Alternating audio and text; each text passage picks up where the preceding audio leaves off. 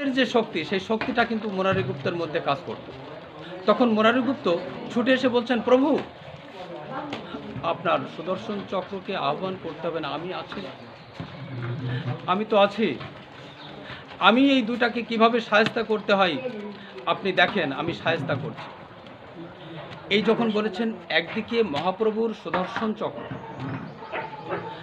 আর একদিকে মুরারি গুপ্তের সেই হনুমানের যে শক্তি, সেই শক্তি নিয়ে দুই দিকে অত্যন্ত ক্ষেপে আছেন আমার নিতাই চাঁদ ঠাকুর, ভেবে পাচ্ছেন না কি করবেন। তখন মহাপ্রভুকে বলছেন, প্রভু আপনি তো এই অবতারে প্রেম বিলাতে এসেছেন, তাই না? আপনার তো এই অবতারে অস্ত্র ধরার কথা না, আপনি কেন সুদর্শনকে আহ্বান করছেন? এদিকে মুরারি গুপ্তকে বলছেন, গুপ্ত তোমার কাছে করজোড়ে আমি অনুরোধ করছি, তুমি আর তোমার রাগান্বিত মূর্তিটা আর দেখিও না। আরে মাধাই আমাকে মারবে বলে তো আর ওই কলসির কানাটা মারেনি, আমাকে ভয় দেখাতে দেখেছেন। বাবা এটাই হচ্ছে আমার নিতাই চাঁদের করুণা। বলছেন সে যে আমাকে কলসির কানাটা দিয়ে আঘাত করবে, প্রহার করবে, এজন্য তো কলসির কানাটা মারে নাই, সে তো আমাকে ভয় দেখাতে চেয়েছিল, তাই হয়তো একটু লেগে গেছে, আমি তো এর জন্য কষ্ট পাইনি। তখন জগাই দেখছেন, আহারে এই ভিনদেশি সন্ন্যাসী যে কিনা কলসির কানাই তাকে ক্ষতবিক্ষত করা সত্ত্বেও আমার ভাই মাধাইয়ের জন্য এমন করুণার সুরে মহাপ্রভুকে আহ্বান করছেন যে, প্রভু ওর তো কোনো দোষ নাই, ও তো আমাকে মারেনি, আসলে এ কে? মানে মনের ভিতরে না জগাইয়ের একটা প্রশ্ন জেগেছে, এ তো সাধারণ মানুষ না। এ যখন এই প্রশ্নটা জেগেছে, তখন জগাইয়ের ভিতরে কিন্তু খানিকটা করুণার উদ্রেক হয়েছে। তখন দ্বিতীয়বার যখন আবার মাধাই আবার মারার জন্য উদ্যত হয়েছে, তখন ওই জগাই যে মাধাইয়ের হাতখানা এঁটে ধরেছে, ভাই মাধাই দেখ না, যে সন্ন্যাসী তুই প্রহার করা সত্ত্বেও তোর জন্য কত কি করছে, আর তুই তাকে আবার মারার জন্য উদ্যত হচ্ছিস, তুই বুঝতে পারছিস না ভাই? এরা না আমাদের করুণার জন্যই এসেছে, আমাদের মতো পাপী তাপির জন্যই এসেছে, আর তুই মারিস না ভাই। একথা যখন মাধাইকে বলেছেন, মাধাই না খানিকটা হলেও মনটা একটু নুয়ে গেছে, অর্থাৎ নরম হয়ে গেছে। তখন আমার জগাই দেখলেন,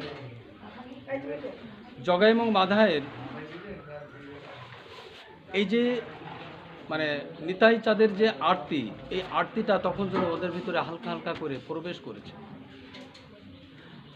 তখন জগাই কি করলো জানেন?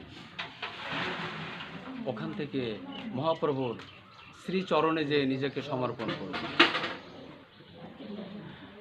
যখন করেছেন, তখন জগাইয়ের উপরে কিন্তু আমার মহাপ্রভুর খুব বেশি রাগ নেই। কেন নেই? কারণ মাধাই যখন তাকে আবারও মারতে চেয়েছিল, তখন কিন্তু জগাই তাকে বাধা দিয়েছে। আমার ভগবান কি চান? আমার ভক্তের যদি বিপদ থেকে কেউ রক্ষা করে, তাহলে সেই আমার প্রিয় হয়ে যান, আমার প্রিয় ভক্ত হন। যে কারণে জগাইয়ের উপরে কোনো রাগ রইল না। কিন্তু মাধাই ওভাবে দাঁড়িয়ে আছেন, দেখছেন যে আমার ভাই জগাই মহাপ্রভুর চরণে ধোলায় ধূসরিত হয়ে যাচ্ছে।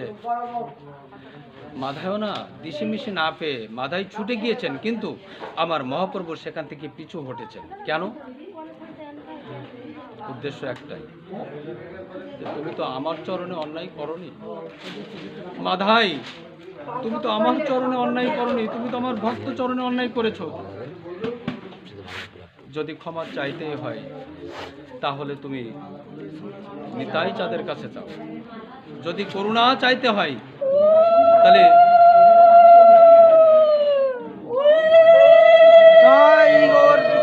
যদি করুণা চাইতে হয় তাহলে আমার নিতাই চাঁদের কাছে করুণা চাও। তখন মাধাই কি করলেন, নিতাই চাঁদের চরণে যেয়ে লুটায়ে পড়লেন এবং ক্রন্দন করছেন। এত শক্ত মনের মানুষ, এত পাপী, যাদের পাপাচারে সমস্ত নদিয়া নগরের সবাই ভয়ে সন্ত্রস্ত হয়ে থাকতো, আজ সেই মাধাই নিতাইয়ের চরণে পড়ে ধূসরিত হচ্ছে ধোলায়। নিতাই চাঁদ তখন কি করলেন, মাধাইকে উপরে উঠালেন, বুকে শক্তভাবে আলিঙ্গন করলেন। বাবা, আসলে এজন্যই পদকর্তারা গেয়ে গেছে, নিতাই পদ কমল কোটি চন্দ্র সুশীতল। আরে যে